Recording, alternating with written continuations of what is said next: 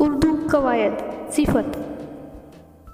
सिफत वो लफ्ज़ जिससे किसी इस्म की अच्छाई, बुराई या खुसूसियत ज़ाहिर हो, इसे सिफत कहते हैं।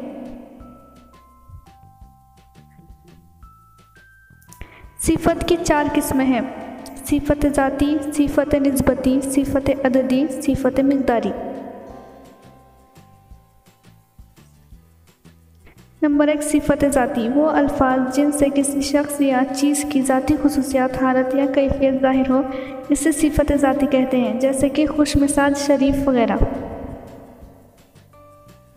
नंबर 2, सिफत निस्बती वो सिफत जिसमें किसी दूसरी चीज़ से किसी तरह का लगाव या निस्बत पाई जाए, इसे सिफत निस्बती कहते हैं।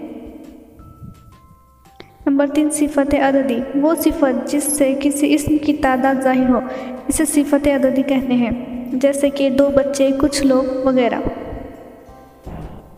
नंबर 4, सिफत मिक़दारी वो सिफत जो किसी चीज़ की मिक़दार या नाप या वज़न को ज़ाहिर करे, इसे सिफत मिक़दारी कहते हैं, जैसे कि 2 किलो मिठाई, 1 लीटर दूध वगैरह।